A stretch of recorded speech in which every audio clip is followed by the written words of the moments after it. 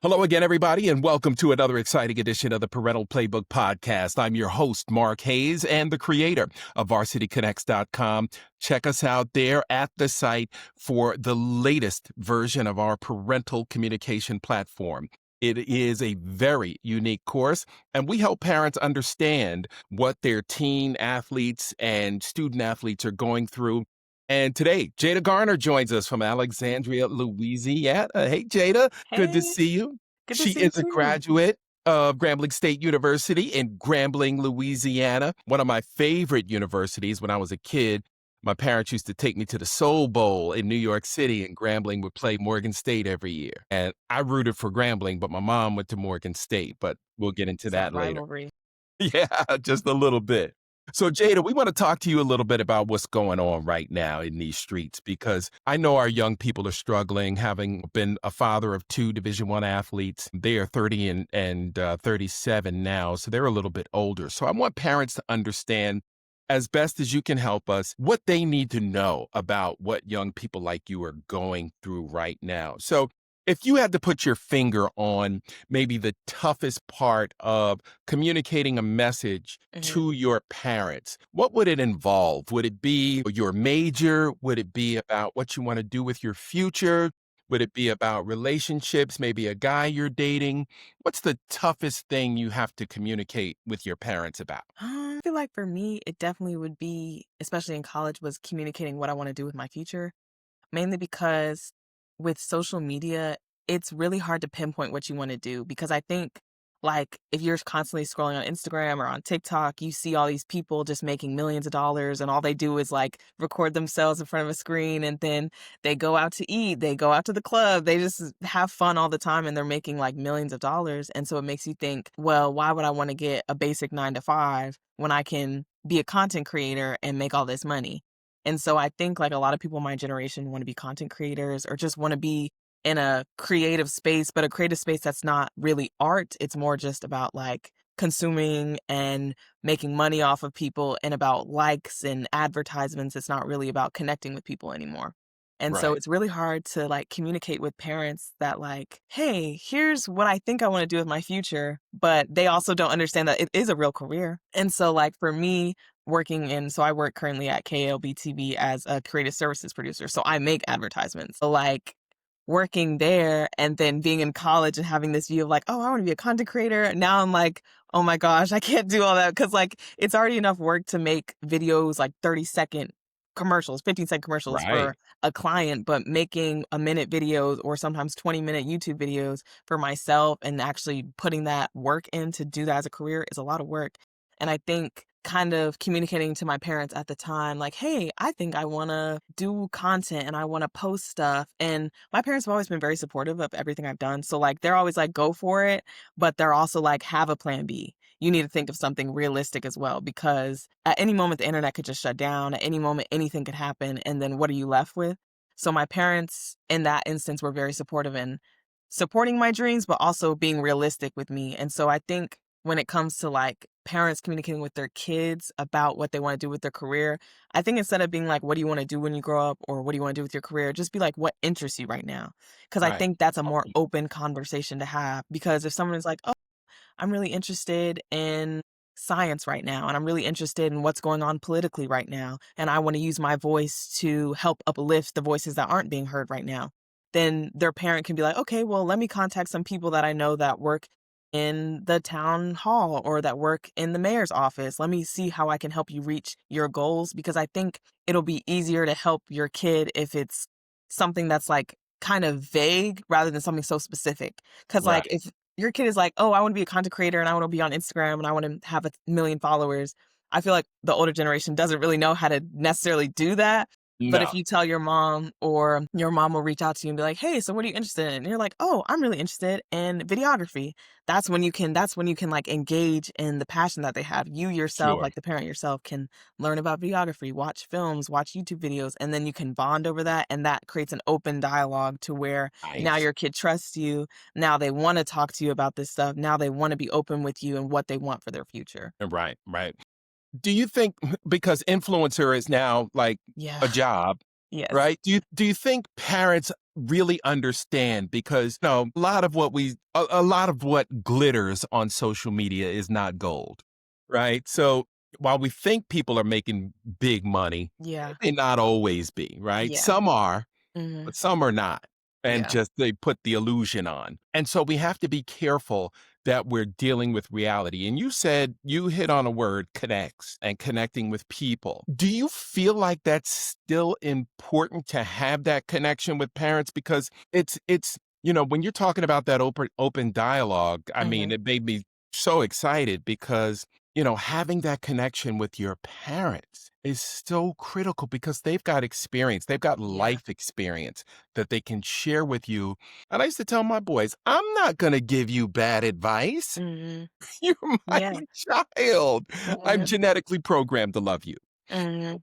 So tell me how important that connection is for Yeah. young people today. I think connection is super important, especially with your parents. Obviously, if your parents aren't the best people, then maybe connection for you, you might want to disconnect because maybe they're bringing you down or something like that. But if your parents are positive people in your life, it is important to have that connection because I think if anybody's going to root for you, it's going to be your parents because they genuinely want the best for you.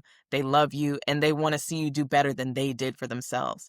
And granted, like their advice may not always apply to current day because they don't know all the things of how things work now, but they're trying their best. And so I feel like when it comes to connecting with your kids, it's really as simple as just trying to understand them and not so much judge them from your perspective. Because I feel like we've all heard, like, you don't know nothing about that, or you can't say you're depressed because you didn't have to go through this, or you can't say that you're having a hard life. You never had to raise kids. Like, you have to understand that you've been in their spot before. You've been a teenager before. You've been a young adult and felt crazy for this person or wanted to have this dumb idea. You have to put yourself back in their shoes and give them advice from that perspective, not the adult perspective anymore.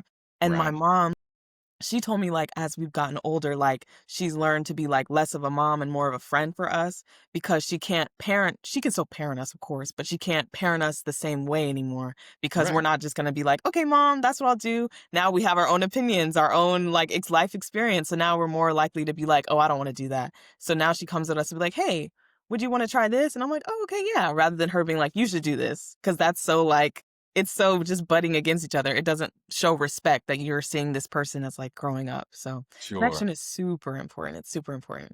Absolutely. And that's what I'm trying to get across to parents is to help them understand that you have to stay connected because when things go bad, as they always do, at some point, you felt like, man, I wish I could get out of Grambling. Like when I was at Howard, there were many weeks where I said, you know what? I'm going to pack my stuff and go home. I'm just going to drive back to New York from DC and forget about it all. Right. Because I'm just having a bad day or a bad week or a bad month or a bad season, as an athlete. How do you guys handle that? Do you handle it within your peer group? Or are we turning to our parents to say, hey, I'm in a rut. I need help. What do you suggest? This is what I need, especially when it comes to mental health. We've seen so many sad stories about college athletes and college students, period, on college campuses feeling pressure, whether it's socially, athletically, and then they end up taking drastic action that they can't take back. So, how do you guys reach out to your support system or to those who you would like help from? Yeah, that's a great question. I think for me, I definitely reach out to my friends that are going through the same thing. Like when I was in college, I would rely on my friends like nothing else because they know exactly what I'm going through because they're in my major or they're in the same club that I'm in. They understand the stress. And I can just be like, girl, this happened. And they'll be like, girl, I feel it too. Like just having somebody, and it can just be one person. Like I remember at one point in college, I literally only had one friend and that was it. But just having that one friend that you can trust, that you can go to and talk to and be like, "Hey, I'm going through something right now. Can you help me?" Or even if like you're both going through something, it feels better to be going through something together than alone because alone it gets really heavy and it's really hard to like get out of that mental space. I think also for me, I didn't really reach out to my parents as much until I moved off campus. Hmm. Like, when I was a freshman, sophomore, I relied a lot on my friends, and then I moved off campus, and I didn't really get to see them as much unless I drove on campus, which I didn't do as often because 'cause I'm like, "I have a house, like, I'm finna chill at my house." And so, I definitely called my parents more and was like, "Hey, this is kinda going on, I don't really know what to do about it." And I think also knowing, like, for yourself which parent to call because your mom and dad both have different experiences, or your mom and mom or whoever, like, your parents have different experiences, like, Right. so knowing, like, "Hey, my mom, she went to Gremlin, so she knows what Gremlin is like, so Imma call my Right. mom about Gremlin stuff, but my dad, I'll call him about boy stuff, I'll be like, "This dude did this, and this is da da da da." So, like, Right. knowing which parent to reach out to really helps because it sucks when you reach out to, like, your parent and then they don't give you the response that you needed, and it makes you feel worse, like, it's the worst thing because it's like, you're supposed to understand me the most, and you don't. So definitely just making sure you know your parents well enough to be like, okay, can I really talk to my mom about this? Can I really talk to my dad about this? And are they really going to give me the advice that I need? And if they're not, that's when you find people within your peer group that can help you. And if you don't have friends, if they have therapy at your college or in your local area that is offered for free, definitely go. Because at first, people used to dog on our therapy at Gremlin. Like, people were like, "Oh, I'm not gonna go, I'm fine." But, like, I had to start going, and it was, like it really pulled me out of a really dark spot in college and helped me just be able to just express what I'm going through and not feel guilty about it because this counselor is specific to the college, so they know everything that happened at the college. They Right. know who's Right. messing with who because they talk to everybody, so they're able to tell you some real advice and be like, "Hey, like, not gonna lie, this person, I don't think you should be messing with them." Right. Right. And so, like, definitely use as many resources as you have, especially if you don't have friends. And with the internet, I would say the internet is a good place to help foster friendships if you don't have those friendships. Like, I know when I first went to Grambling, they made a bunch of like group chats like GramFam 26, GramFam 25. They have Twitter groups and things like that. I wouldn't say necessarily just like posting your problems on there, but just if you see somebody that posts a bunch of stuff and you see, hey, I think they're cool, just send them a message and be like, "Hey, you wanna go to the cab? You wanna go here?" Just try to find somebody to do something with and make a connection with somebody in college or after high school, like, because you really, really do need some sort of support system. Absolutely. How do people view mental health therapy on campus? Are they saying, well, I went, but don't tell nobody? Yeah, that's kind Or do, of is that how it that's works? how it is. It's like people I think it's changing, which is a good Hmm. thing. I think more people are like open about their mental health now, and more people are like, I go to the counselor. She's really cool. You should go too. But I think when I first got to Grambling, it was more just like, you go to the counselor, like, what's wrong with you? Because people always think, like, because from high school and middle school, like, people would go to the counselor because they had like real life problems going on. And Right. for you to just be like, oh, I'm just depressed because I don't have any friends, to you, you think it's a small issue, but that small issue can lead to something bigger. And Absolutely. so these counselors at the schools, they take everything seriously. Hopefully, if they're good counselors, they take everything seriously. Right. So now it's less taboo, but definitely when I first got there, everybody was like, ah, it's whatever. Right. Yeah. Hmm. Right. But the more we learn, the more we know, and we're seeing that mental health, is a huge, huge deal, especially with young people. And sometimes you just need a break. And sometimes, like you said, you just need somebody to talk to. But what about these relationships, interpersonal relationships with young men and women now on college campuses? Has the dynamic changed? I feel like it's changed exponentially because of social media. Hmm. Um, how are you guys still talking to each other? Are young men and women still having conversations with each other? I think there are groups of people. Like I'm a very like I don't want to say I'm an introvert, but I'm a person that like I stick with my circle and I hold on to them. So like Okay. me and my experiences has been like just finding people that I know I can vent to, know I can talk to, know I can be real with, and just having like two or three people because I know like for me, I don't need a lot of people and I don't want a lot of people knowing my business either.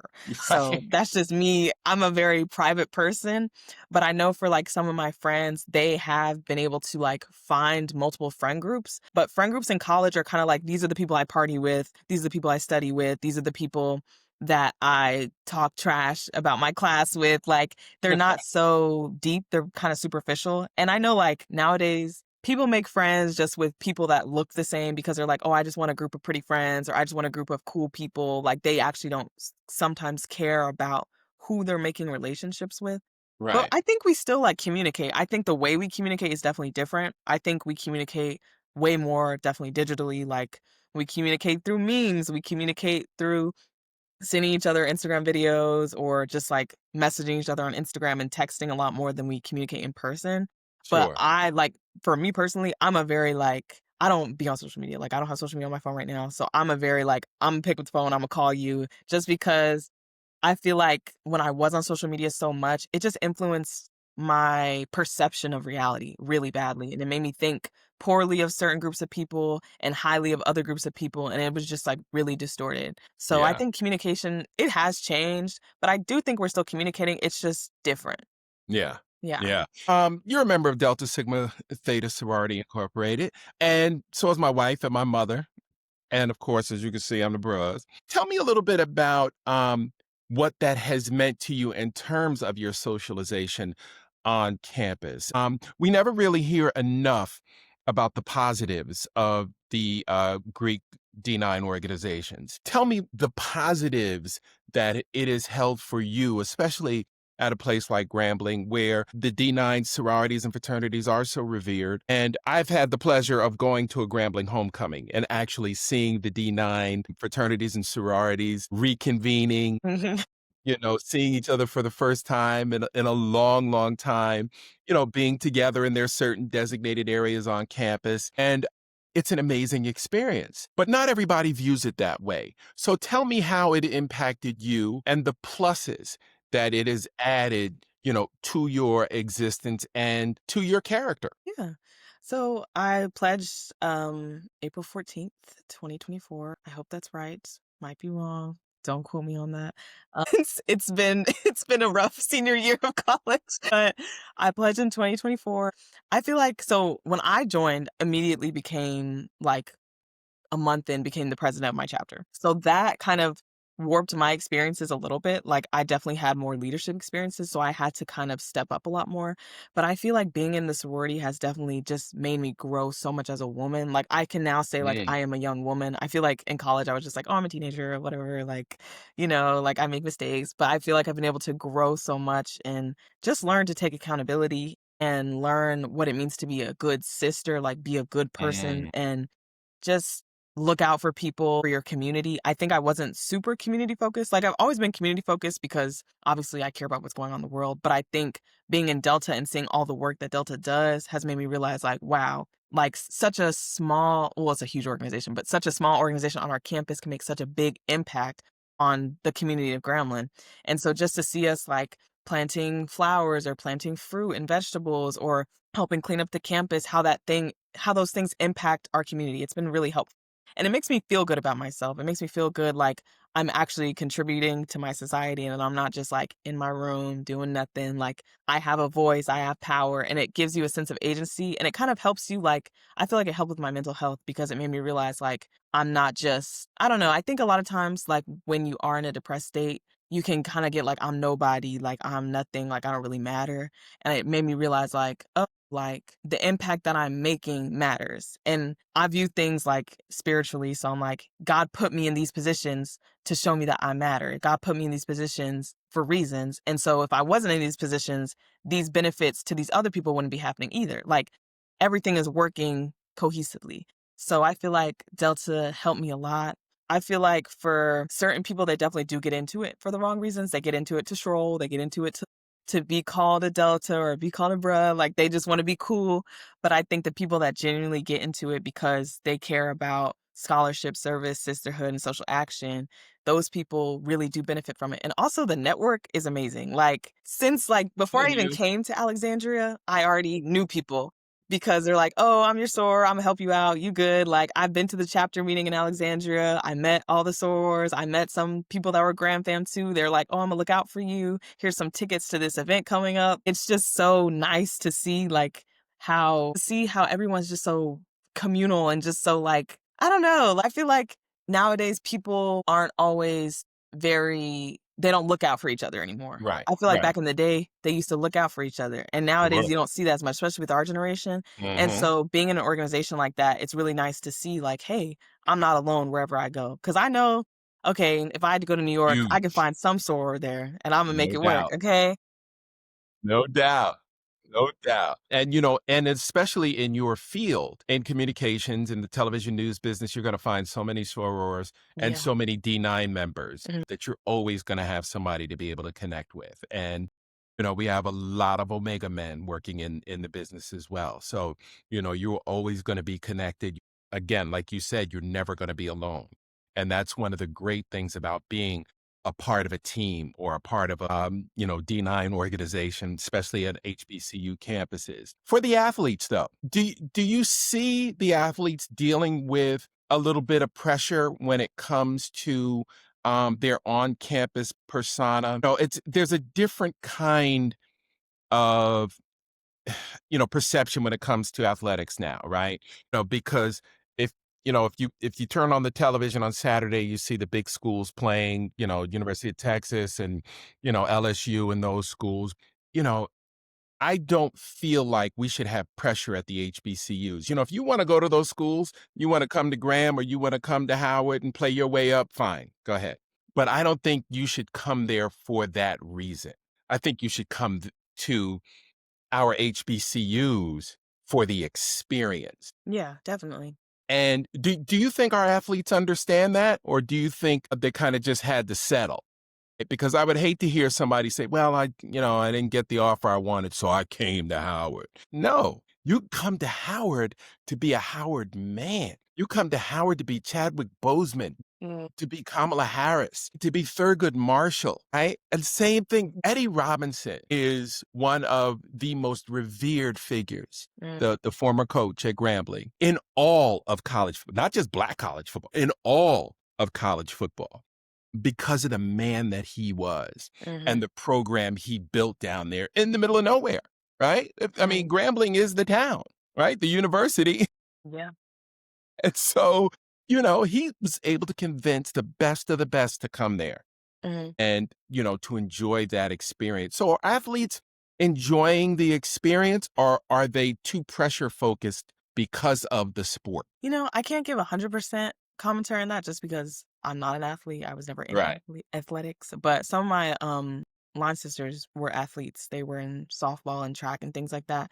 And I know it creates pressure because it's so much practicing that it kind of impacts your academics and it impacts like your ability to go out and have fun or be able to participate in certain events that would help you meet other people that aren't just your teammates. So I would say it's definitely pressure when it comes to your schedule, and I know we've had experiences at Gremlin where we've had bad coaches that have had to been fired because they were showing favoritism or they were being inappropriate with students or they were just valuing the money of the position and not actually nurturing these kids' skills. So it's definitely, I think wherever you go, just do a lot of research Yeah. about like the athletics program and the funding and just see like if you can do like high school day, if they have high school days, just see like how the athletes act. Because I think at our school, like the athletes, most of them were pretty chill people. Like they weren't people that were like on their high horse or anything. Some of them were because, there's those people everywhere. But most of them were chill. Like they would come talk to you, they'd be in your class, like you could come up to them in the calf and start a conversation. Like nobody was really they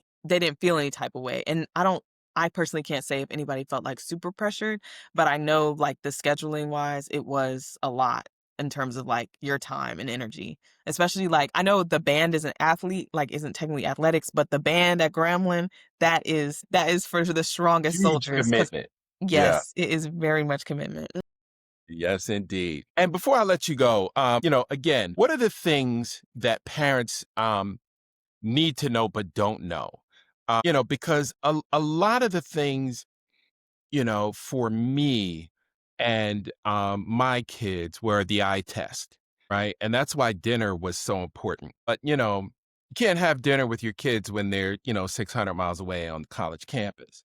Technology brings us closer. We could have family Zooms on the weekends or, pick up that phone when I FaceTime, right? Because I just need to see your face and read it. Or I may, send you a sandwich and we're having lunch together on Yeah.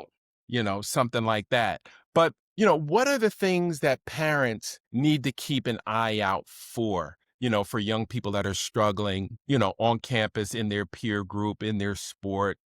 What are we missing as moms and dads? I would say it's just like behavior mostly because I think social media impacts us so heavily. Like it warps us bad, like especially our generation. So I think with I would say for men, like there's been a very big influx of like women hating and just kind of being like, oh, I'm the man, this is who I'm supposed to be, and just a lot of like bad views of how women are.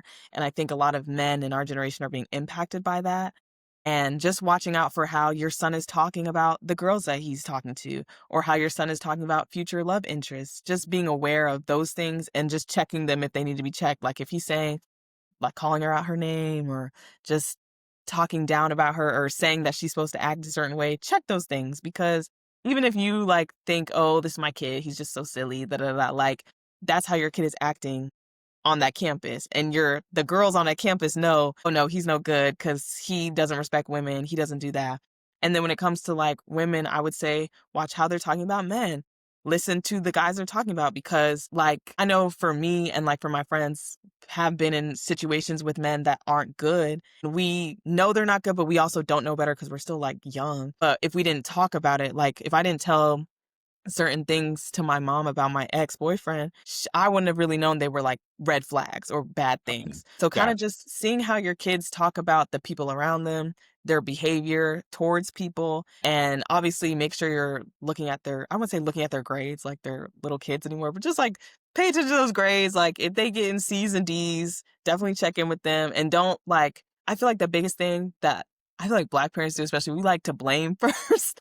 Or like, I'm saying we, I'm not a parent yet, but I feel like Right. y'all like to blame us. Y'all like to be like, "What's going on? Like, what are you doing?" And it's like, just come at us with a nicer demeanor or a more open demeanor of like, "Hey, I noticed that XYZ. Can you tell me what's going on?" Or, "Hey, I noticed this is going on. What are your classes looking like? Have you talked to your teachers?" Or don't say that because they always be like, "Have you talked to your teachers?" Like, of course I've talked to my teachers. Of Right, course I have. right, Just like right. try and softly approach the topic in a way that gets them to open up and not just like a yes or no question. Cause I think that's the quickest way to just kind of for us to shut down. And I think for me, like if I'm struggling, I don't want to open up already. Cause I'm like, I'm ashamed that I'm struggling. Great. I don't want to be struggling. And so just kind of coming at them from the same level, like coming at your kids with the same level of compassion and just put yourself back in their head and just be like, hey, Yeah. what's going on? I would say just keep an eye on social media, keep an eye on what they talk about, and just pay attention to like school news. Like my mom, obviously she went to Gremlin, but like they signed up for like the alert text and stuff like that. So like during homecoming when a shooting happened, like my parents knew about that. Like make sure you're on your kids' stuff, like so you know what's going on where they are, and also pay attention to the local news as well, because there have Right. been like jail breakouts, like there some crazy stuff Oh, yeah. happens, and it's like if you don't pay attention to it, your kid might not always tell you. I told my parents just because I don't know, I like I just like share, but I know like some people don't do that. They don't have that relationship with their parents. So like Right, if right. you don't have the relationship with your kid, definitely find a way to find out that information, not in a sneaky way, but just public information like the news, Sure, school alerts. And if you have people on that sure. campus that are teachers or anything like that, just be like, hey, have you noticed how my kid is reacting in your class? Have you noticed this? Definitely just checking in with who you can if you can't talk directly to your child. No doubt, no doubt. Great insight, Jada. Thank you so much for visiting us on the There's Parental Playbook podcast. So thank you so much again for sharing the insight. It is, I think it's sorely needed. And I think parents will definitely benefit from our chat this evening. Please like and share out there, folks. And, if you know somebody that's struggling, share this with them because we all do, right? We all have bad days. We all have off days and we all need somebody to talk to. So get connected the best way you can. And of course, we can help parents right here at varsityconnects.com. Just check out the website for the information you need to sign up. All right, Jada. Well, thanks so much. I'll let you get back to work. What a pleasure. And we look forward to seeing you when you come home for a visit. Thank you. Look forward to seeing you too.